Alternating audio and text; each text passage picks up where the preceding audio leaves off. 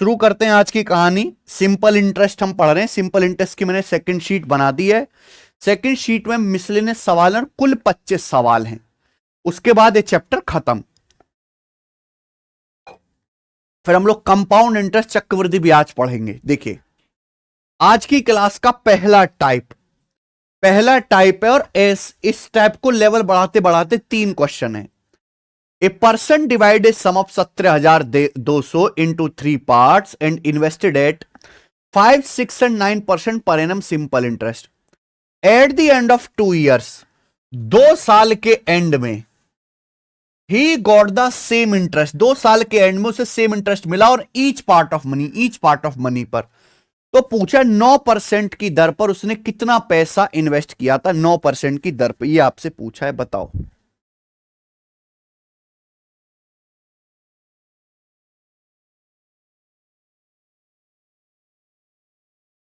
हाँ देखो मेरे भाई, एक आदमी के पास 17,200 रुपए। इस 17,200 रुपए के 3 हिस्से करे। एक आदमी के पास 17,200 रुपए, उसके 3 हिस्से करे। एक हिस्सा इन्वेस्ट किया 5% की दर से, एक 6% की दर से और तीसरा हिस्सा इन्वेस्ट किया 9% की दर से। 2 साल के एंड में तीनों ही केसेस में उसे सेम ब्याज मिला। अब आप मुझे बताओ, सिंपल इंटरेस्ट बराबर क्या होता है? सिंपल इंटरेस्ट बराबर होता है प्रिंसिपल गुणा रेट परसेंट गुणा टाइम। कई बात आप लोग समझते हैं, आप बोलोगे जी सर हम समझते हैं, आपने ही तो पढ़ाया है। अब एक आदमी के पास 17,200 रुपए 3 हिस्सों में डिवाइड करा। तीनों हिस्से अलग अलग ब्याज की दर पे 5, 6, 9% ब्याज की दर से इन्वेस्ट करे। 2 साल के एंड में तीनों पर मेरे प्यारे भाई उसे सेम इंटरेस्ट मिला 2 साल के एंड में। यानी कि मेरे प्यारे भाई यहां पर टाइम जो है फिक्स है। तीनों ही केसेस में टाइम फिक्स है 2 साल। अगर टाइम फिक्स है तो सिंपल इंटरेस्ट डायरेक्टली किसके प्रोपोर्शनल होगा? प्रिंसिपल गुणा रेट परसेंट के। इस सवाल में तीनों ही केसेस में टाइम फिक्स है 2 साल, 2 साल, 2 साल के लिए इन्वेस्ट किया है। तो सिंपल इंटरेस्ट डायरेक्टली किसके प्रोपोर्शनल होगा? प्रिंसिपल गुणा रेट ऑफ इंटरेस्ट के। तीनों ही केसेस में उसे सेम सिंपल इंटरेस्ट मिलता है। तीनों ही केसेस में बच्चों से समान साधारण ब्याज मिलता। अब आप मुझे खुद बताओ, मैंने आपको कल की क्लास में पढ़ाया है, कल की क्लास में क्या मैंने आपको परसेंटेज में पढ़ाया है कि अगर 2 संख्याओं की गुणा सेम है, अगर 2 संख्याओं की गुणा सेम है तो एक संख्या जिस रेशियो में होगी दूसरी रिवर्स रेशियो में होगी। मेरे भाई आप बोलोगे हाँ जी सर। तीनों ही केसेस से उसे सेम सिंपल इंटरेस्ट मिलता है। अगर सेम ब्याज मिल रहा है तो प्रिंसिपल और रेट ऑफ इंटरेस्ट का रेशियो एक दूसरे का रिवर्स होगा। प्रिंसिपल इनवर्सली प्रोपोर्शनल होगा मेरे प्यार में रेट ऑफ इंटरेस्ट के। आप बोलोगे यस सर बिल्कुल सही, कोई प्रॉब्लम नहीं है। ठीक है जी। और 17,200 रुपए के एक आदमी ने 3 हिस्से करे और उसको इन्वेस्ट किया 5, 6 और 9% ब्याज की दर से। ठीक है ना? तो यानी कि उसने 17,200 रुपए को किस रेशियो में बांटा होगा? प्रिंसिपल का जो रेशियो होगा वो रेट ऑफ इंटरेस्ट का रिवर्स होगा। अगर ब्याज की दर 5, 6 और 9% है तो उसने 17,200 के जो हिस्से किए वो 1/5 रेशियो 1/6 रेशियो 1/9 इस अनुपात में किए। और आपको एक तीसरा हिस्सा निकालना है मेरे भाई। तीसरा हिस्सा जो उसने 9% की दर से इन्वेस्ट किया था ये आपको निकालना है। यानी कि यहां परसेंटेज का कंसेप्ट लग रहा है। सिंपल इंटरेस्ट बराबर प्रिंसिपल गुणा रेट परसेंट गुणा टाइम। 17,200 के एक आदमी ने 3 हिस्से, तीनों हिस्से 2-2 साल के लिए इन्वेस्ट किए। टाइम सेम है तीनों केस में 2 साल। तीनों ही केसेस में उसे सेम सिंपल इंटरेस्ट मिला। अगर 2 संख्याओं की गुणा सेम है तो एक संख्या जिस रेशियो में दूसरी रिवर्स रेशियो में प्रिंसिपल जो होगा रेट परसेंट का इनवर्सली प्रोपोर्शनल होगा। अगर ब्याज की दर 5, 6, 9 है मेरे प्यारे भाई तो किस रेशियो में उसने मूलधन ब्रेक किया होगा? 1/5 रेशियो 1/6 1/9। 5, 6, 9 का एलसीएम 90 है। पूरे डाटा को आप यहां पे 90 से गुणा कर देंगे। 5 से 90 18 बार, 6 से 90 15 बार, 9 से 90 10 बार। पैसे को उसने इस रेशियो में ब्रेक किया, प्रिंसिपल का रेशियो आ गया। पूछा 9% पर निवेश की गई धनराशि, तो 9% पर कितनी राशि निवेश की गई है? तीसरा 10 unit. 10 unit out of total कितना है? 18 और 15 33 और 10 43। 10/43 तो 10/43 17,200 रुपए का। क्लियर है? आप बोलोगे यस सर बिल्कुल सही। 43 से मेरे दोस्तों 400 बार जाएगा और 400 दुसाम 4,000 रुपए। 4,000 रुपीज इस सवाल का एकदम बेहतरीन आंसर है। ऑप्शन नंबर यहां से बी करेक्ट है, 4,000। सब बच्चे समझ पाए हैं।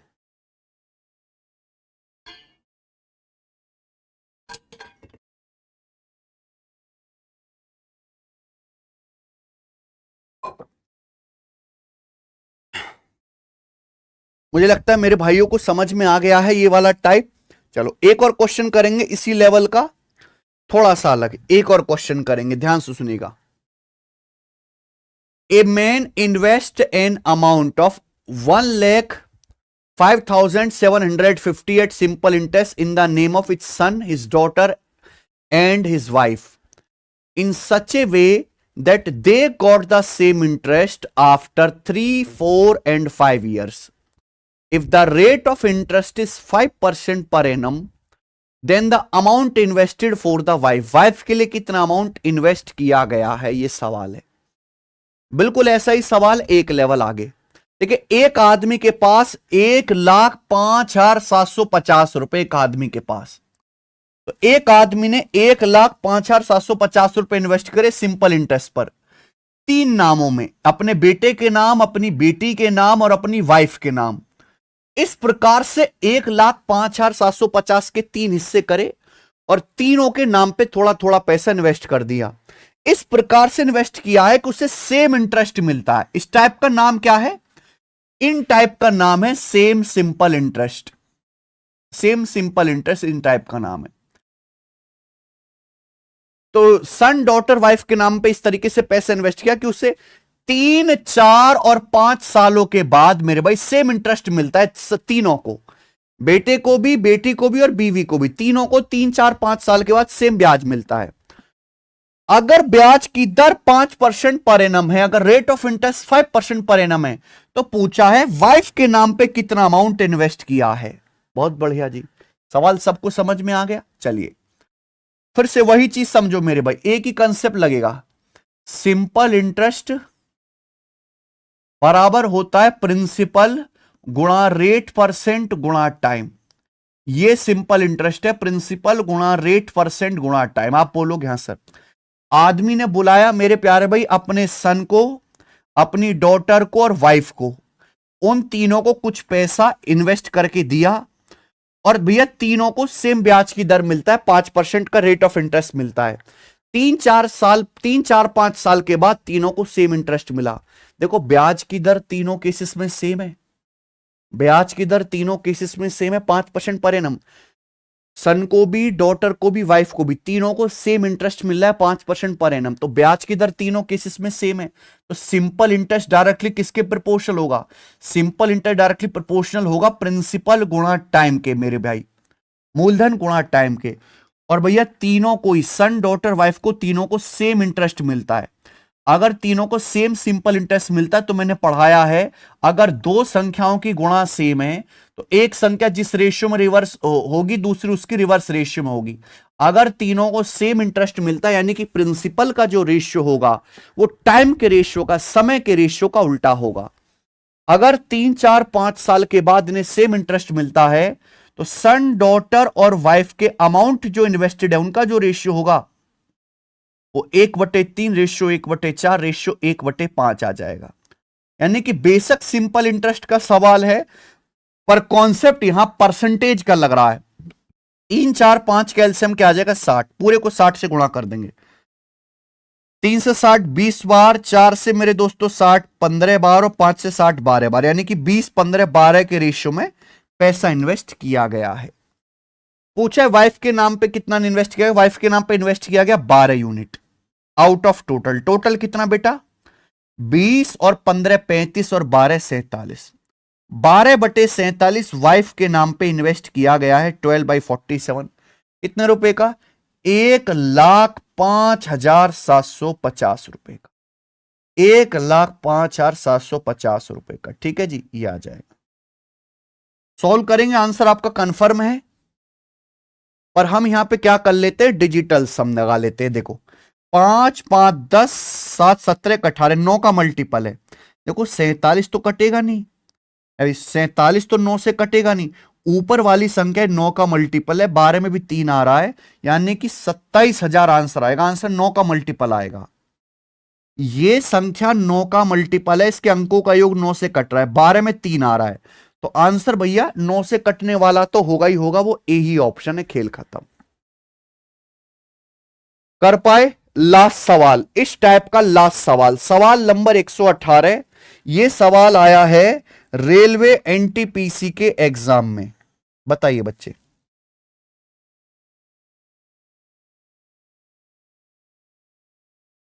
इस वैरायटी का लास्ट सवाल।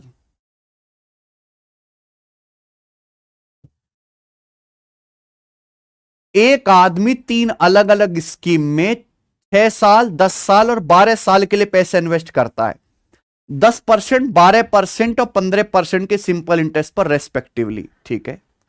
If at the completion of each scheme, her scheme के पूरा होने पर ही गेट द सेम इंटरेस्ट, उसे सेम इंटरेस्ट मिलता है। हर स्कीम के पूरा होने पर उसे सेम इंटरेस्ट मिलता है। तो आपसे पूछा है उसकी इन्वेस्टमेंट का रेशियो क्या है, then the ratio of respective investment is. बहुत बढ़िया, सेम क्वेश्चन आ गया, सेम टाइप है, सेम इन्वेस्टमेंट, सेम इंटरेस्ट। देखो बच्चों, हमने आपको पढ़ाया है सिंपल इंटरेस्ट बराबर प्रिंसिपल गुणा रेट परसेंट गुणा टाइम। ये मैंने आपको पढ़ाया है। आप बोलोगे यस सर, ये तो आप कई बार बता चुके हैं। एक आदमी गया, 3 अलग अलग स्कीम में पैसा लगाया, अलग अलग ब्याज की दर से। पहली स्कीम में 10% ब्याज है, दूसरी में 12%, तीसरी में 15%। पहली स्कीम में पैसा लगाया 6 साल के लिए, दूसरी स्कीम में 10 साल के लिए, तीसरी स्कीम में 12 साल के लिए पैसा इन्वेस्ट किया है। आप बोलोगे यस सर, ये बात एकदम ठीक है। जब तीनों स्कीम का टाइम पीरियड पूरा होता है तो तीनों स्कीम से उसे सेम सिंपल इंटरेस्ट मिलता है। एक बात ध्यान देखो, आपसे पूछा तीनों स्कीम में जो पैसा इन्वेस्ट किया उस इन्वेस्टमेंट का रेशियो क्या है। इस सवाल में मेरे भाई रेट परसेंट भी अलग अलग है, टाइम भी अलग अलग है मेरे भाई, और तीनों ही केसेस से सेम सिंपल इंटरेस्ट मिलता है। तीनों ही केसेस से मेरे प्यार भी सेम सिंपल इंटरेस्ट मिलता है। क्लियर है? आप ये समझो कि ये एक ही एंटिटी, आप इसको एक ही माल समझो मेरे भाई, कि एक ही माल है। आप इसको एक ही चीज समझो। तो एक संख्या ये है और दूसरी संख्या ये है। अब आप खुद बताओ, अगर दो संख्याओं की गुणा सेम है, अगर दो संख्याओं की गुणा सेम है, सेम इंटरेस्ट मिलता है, तो एक संख्या जिस रेशियो में होगी दूसरी उसकी रिवर्स रेशियो में होगी कि नहीं। यानी कि प्रिंसिपल का जो रेशियो होगा मेरे प्यारे भाई, वो रेट परसेंट गुणा टाइम का इनवर्सली प्रोपोर्शनल होगा। प्रिंसिपल का जो रेशियो है, पढ़ा है ना, अगर दो संख्याओं की गुणा सेम है, एक जिस रेशियो में चेंज होगी दूसरी रिवर्स रेशियो में होगी। प्रिंसिपल का जो रेशियो होगा वो रेट परसेंट और टाइम के रेशियो का इनवर्सली प्रोपोर्शनल होगा। बस बात खत्म। आपसे इन्वेस्टमेंट यानी कि प्रिंसिपल का ही तो रेशियो पूछा है। पहली स्कीम में पैसा लगाया है 6 साल के लिए 10% ब्याज की दर से, तो कितना हो जाएगा। पहली स्कीम में 10% ब्याज की दर से 6 साल के लिए, तो 10 छिंका 60 हो गया। दूसरी स्कीम में कितना, 12% की दर से 10 साल के लिए, तो 12 दुसाम 120 हो गया, 120। तीसरी स्कीम में 15% की दर से 12 साल के लिए, तो 15 गुणा 12, 15 गुणा 12, 180 हो गया, 180%। ये आ गया मेरे भाई प्रिंसिपल का रेशियो। अब एलसीएम क्या आएगा, 60, 120 और 180 कैल्शियम 360। पूरे रेशियो को 360 से गुणा कर देंगे तो 6 चिंग 36, 12 तिया 36, 18 दूरी 36, 6 रेशियो 3 रेशियो 2 आ गए। आंसर है सी ऑप्शन। कर लोगे? तो देखो बच्चे, 3 ही सवाल बनते हैं इस टाइप के, क्या कर लोगे। टाइप का नाम है सेम सिंपल इंटरेस्ट। एक में मेरे प्यारे भाई रेट के इनवर्सली प्रोपोर्शनल है, एक में टाइम के इनवर्सली प्रोपोर्शनल है, एक में दोनों के। मैंने तीनों ही टाइप करा दिया, आपको घर से पढ़ने की जरूरत पड़ेगी नहीं, क्योंकि कुछ बचा ही नहीं। तो ये चैप्टर मैंने ऐसा पढ़ाया है कि एक किताब लगाने की जरूरत नहीं, घर से कुछ पढ़ने की जरूरत नहीं, अभी मेरे भाई कोई पीवाईक्यू करने की जरूरत नहीं। जितना मैंने क्लास में कराया वही काफी है, उससे बाहर कुछ नहीं, मेरी कॉपी से बाहर कुछ नहीं आएगा। आगे चलेंगे, आखिरी टाइप मेरे प्यारे भाई, आखिरी टाइप इस शीट का।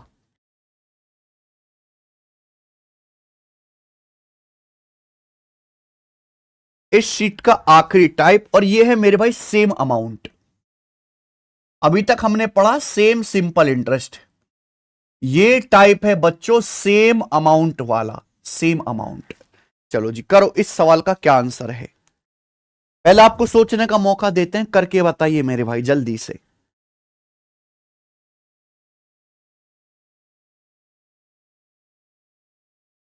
एक आदमी के दो बेटे हैं, बच्चे हैं जिनकी उम्र 9 साल और 13 साल है। उनके बैंक खातों में 21,750 रुपए इस प्रकार से इन्वेस्ट करता है कि 21 साल की उम्र होने पर 4.5% की दर से इनको इक्वल अमाउंट मिले। That they will get equal amount at an age of 21 years at the rate of 4.5% per annum. Find the share of younger child. क्या आप मेरी बात समझे मेरे भाई कि क्या सवाल है। मान लो एक आदमी के दो बेटे, एक बेटे की उम्र तो है 9 साल और दूसरे बेटे की उम्र है 13 साल। इनके बैंक खातों में 21,750 रुपए कुल इन्वेस्ट किया। कुछ पैसा छोटे बच्चे के अकाउंट में डाला, 21,750 में से कुछ पैसा बड़े बच्चे के अकाउंट में डाला। इस प्रकार से इन्वेस्ट किया है कि जब दोनों बेटों की उम्र 21-21 साल होगी तो दोनों को 4.5% का सिंपल इंटरेस्ट तो मिल रहा है। 4.5% की दर से 21 साल के जब दोनों बच्चे हो जाएंगे तो इनको इक्वल अमाउंट मिल जाएगा। छोटे बच्चे का शेयर क्या है, समझ में आया, क्लियर है। तो इक्वल अमाउंट होना चाहिए। अमाउंट होता है प्रिंसिपल प्लस सिंपल इंटरेस्ट। मैंने मान लिया कि छोटे बच्चे का शेयर ए है और बड़े बच्चे का शेयर बी है। ये मैंने मान लिया कि माना छोटे बच्चे के खाते में ए इन्वेस्ट किया है और बड़े बच्चे के खाते में बी इन्वेस्ट किया। अब ध्यान सुनेगा, छोटा बच्चा भी 9 साल का है। जब ये 9 साल से 21 साल का होगा तो छोटे बच्चे के पास 12 साल हैं। छोटा बच्चा भी 9 साल है, 9 साल से 21 साल का होगा तो उसके पास 12 साल है, तो उसको 12 साल तक ब्याज मिलेगा। अगर ब्याज की दर 4.5% वार्षिक है, यानी कि एक साल में 4.5% ब्याज है, तो 12 साल में उसको कितना ब्याज मिल जाएगा। एक साल में 4.5% तो 12 साल में आ जाएगा 54% ब्याज, यानी कि छोटे बेटे को 54% ब्याज मिल जाएगा। क्या आपको बात समझ में आई। देखो 100% तो प्रिंसिपल होता ही होता है, प्लस छोटे बच्चे को इस पर 54% ब्याज मिल जाएगा। तो अमाउंट कितना हो जाएगा। अगर छोटे बच्चे खाते में ए रुपए इन्वेस्ट किया है तो भैया जब वो 21 साल का होगा अमाउंट हो जाएगा 154%। ये अमाउंट हो जाएगा। क्या बात समझ में आ गई।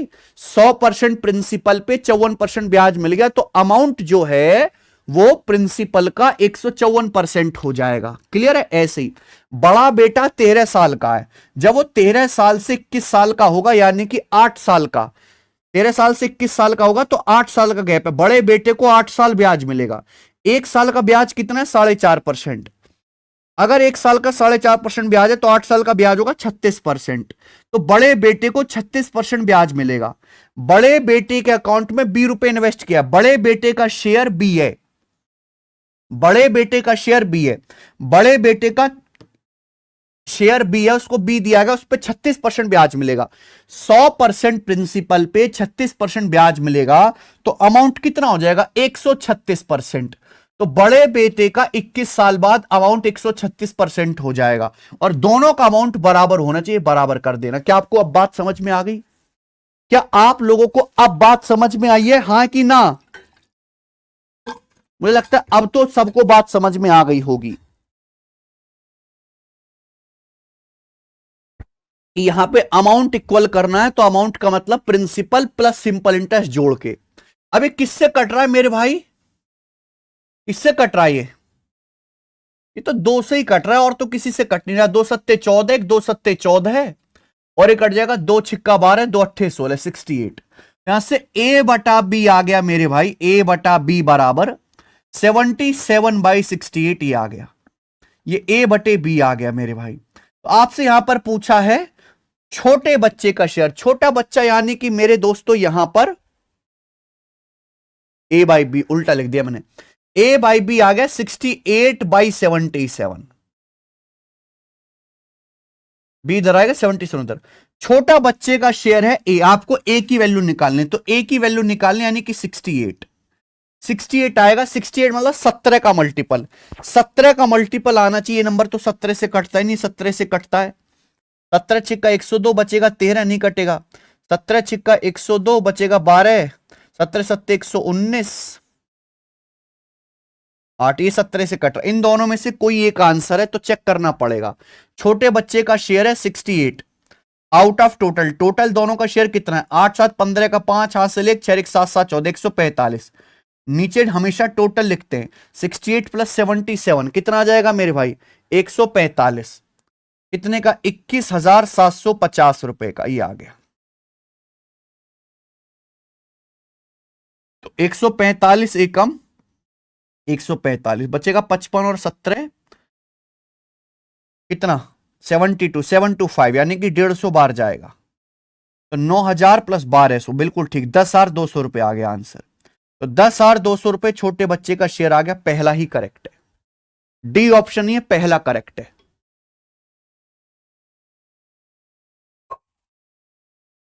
ठीक है बच्चे, छोटे बच्चे का शेयर। आगे चलेंगे।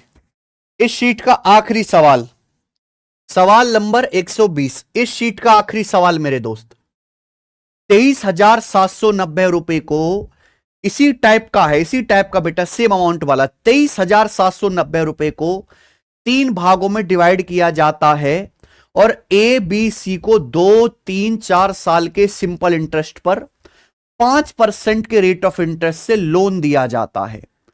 Amount of all 3 are equal after their respective period of loan. उनके टाइम पीरियड खत्म होने के बाद तीनों का लोन इक्वल है। Amount of all 3 are equal, तीनों का अमाउंट इक्वल है मेरे प्यारे भाई, ये सवाल में बोला है। तो आपसे पूछा ए को कितने रुपए का लोन मिला, ए को कितने रुपए का ऋण लिया था। बहुत बढ़िया सवाल। अमाउंट इक्वल करना है मेरे दोस्त इस सवाल में भी, ध्यान सुनेगा। हमारे पास 23,790 रुपए, 3 लोगों को बुलाया, ओए उरे आओ, एबीसी तीनों को बुलाया, तीनों को पैसा उधार दिया हमने 5% के सिंपल इंटरेस्ट पे। ए बी सी तीनों को 5% के सिंपल इंटरेस्ट पर पैसा उधार दिया 2 साल 3 साल 4 साल के लिए। और उनके टाइम पीरियड, लोन के पीरियड के खत्म होने के बाद तीनों को सेम अमाउंट मिलता है। ठीक है जी, आप बोलोगे सर तो ए ने कितने का कर्जा लिया था। देखो मान लो ए ने ए रुपए उधार लिया है, बी ने बी रुपए उधार लिया है, सी ने सी रुपए उधार लिया। ये मैंने प्रिंसिपल मान लिया कि माना ए ने ए रुपए उधार लिया है, बी ने बी रुपए, सी ने सी रुपए उधार लिया है। ठीक है जी। अब अमाउंट जो होता है ये ध्यान रखिएगा, प्रिंसिपल प्लस सिंपल इंटरेस्ट होता है। ए ने ए रुपए उधार लिया है, ठीक है बच्चे, बी ने बी रुपए उधार लिया है, सी ने सी रुपए उधार लिया है। अच्छा, ए ने उधार लिया है 5% ब्याज की दर से पैसा 2 साल के लिए। कितने साल के लिए? 2 साल के लिए। यानी कि मेरे भाई 1 साल में 5% ब्याज है तो 2 साल में ए को कितना ब्याज मिलेगा? 10%। अगर 100% प्रिंसिपल है, मानो ए ने पैसा उधार लिया 100%, 100% पे 10% तो ब्याज हो जाएगा, तो अमाउंट कितना हो जाएगा? 110%। तो ए का अमाउंट जो है वो 110% हो जाएगा जो उसने लोन उधार लिया है। बी ने पैसा उधार लिया 5% की दर से 3 साल के लिए, तो ब्याज कितना आ जाएगा? 15%। 100% प्रिंसिपल पे 15% आपका ब्याज हो जाएगा, तो अमाउंट कितना हो जाएगा? 115%। तो बी ने जो पैसा उधार लिया है उसका 115% मेरे दोस्तों अमाउंट हो जाएगा। सी ने सी रुपए उधार लिया, अब सी को मेरे प्यार में 5% की दर से 4 साल का ब्याज यानी कि 20% ब्याज देना पड़ेगा। 100% पे 20% ब्याज, तो अमाउंट कितना हो जाएगा? सी का 120%। 100% प्रिंसिपल प्लस 120% ब्याज, तो अमाउंट कितना हो जाएगा? सी का 120%। और तीनों का जो अमाउंट है वो इक्वल है, बराबर कर दिया। एक ही स्टेप की बात है, तीनों का हमने अमाउंट इक्वल कर दिया। ए का 110%, बी का 115%, सी का 120% इक्वल होना चाहिए। और ये बच्चों कट भी रहा है, तो 5 से कट रहा है तो 5 से काट लो। ये 5 से कट रहा 22A बराबर 23B बराबर 24C। 120 5 से कटेगा 24 बार, 22A बराबर 23B बराबर 24C। क्लियर है? आप बोलोगे यस सर क्लियर है। तो ये आ गया 22A बराबर 23B बराबर 24C। अब यहां से हमें निकालना है ए बी सी का रेशियो। सवाल तभी सॉल्व होगा, ये सवाल तभी सॉल्व होगा जब आप ए बी सी का रेशियो निकालेंगे। ए बी सी मतलब मेरे प्यारे भाई इनके लोन प्रिंसिपल का, लोन ली गई राशि का अनुपात। अब ये चीज मैंने आपको रेशियो में पढ़ाई है, शायद आप भूले ना हो, इतना तो शायद आपको याद होगा। ये कि 22 से बराबर 23 भी बराबर 24 से कभी भी इस टाइप की संख्या आ जाती है मेरे भाई, तो रेशियो कैसे निकालते हैं? आपको ए का मान निकालना है। अगर आपको ए का मान निकालना है तो आप ए को छुपा लो। ये रहा 23, ये रहा 24, इनकी गुणा कर लो, 23 गुणा 24। याद है कि भूल गए? आपको बी का मान निकालना है, बी को छुपा लो। ये रहा 22, ये रहा 24, 22 और 24 की गुणा कर लो, 22 गुणा 24। ये आया। आपको सी का मान निकालना है, सी को छुपा लो। तो मेरे दोस्तों क्या बचा? 22 गुणा 23, ये 22 गुणा 23। ये ए बी सी का रेशियो आ गया। ये रेशियो आ गया मेरे दोस्तों ए बी सी का। आप बोलोगे जैसे सर रेशियो आ गया तो आप कुछ भी कर सकते हैं, पर मैं कैलकुलेशन नहीं करूंगा। ए का शेयर आया 23 गुणा 24, यानी कि 23 का मल्टीपल। ए का जो भी शेयर आएगा वो 23 का मल्टीपल आएगा। आएगा कि नहीं आएगा भाई? ए का शेयर है 23 गुणा 24, 23 से गुणा हो रही है। 23 इज ए प्राइम नंबर, तो आंसर 23 से कटने वाला होगा। क्या नंबर 23 से कटता है? 23 चौका 92, 9200 से 50 कम है नहीं। 23 चौका 92, 9200 से 950 कम है नहीं। ये 84 भी नहीं कटता, ये कटेगा बेटा। बी ऑप्शन 23 से कटेगा। 23 69, 13 23 6 138, यानी कि ये बी ऑप्शन आंसर आ गया। खेल खत्म।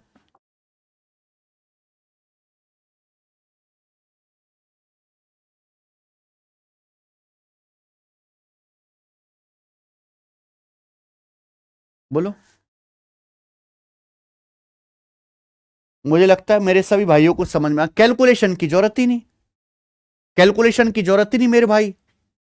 कैलकुलेशन करना वो अभी वो भी आप कर सकते हैं कि ए का जो शेयर होगा, ए का शेयर आएगा जी 23 गुणा 24। नीचे लिखेंगे टोटल, नीचे क्या लिखेंगे? इन तीनों को टोटल ऐड करके लिखेंगे टोटल। और कितने रुपए का? 23,790 रुपए का। 23,790 को ही इसी रेशियो में बांटना है। वो आप खुद बांट सकते, मुझे बताने की जरूरत नहीं है। 23 का मल्टीपल आएगा मेरे भाई, वो ए की ऑप्शन है। खत्म।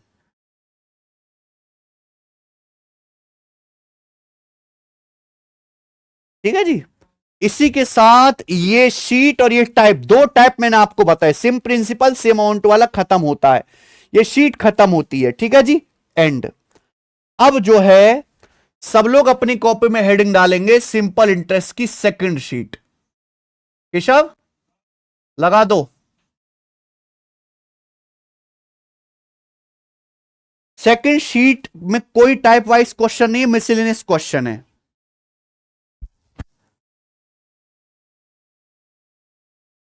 बेटा वो सेम प्रिंसिपल था, सेम अमाउंट है, अलग अलग चीजें हैं दोनों। है? हाँ, शीट लगा दो।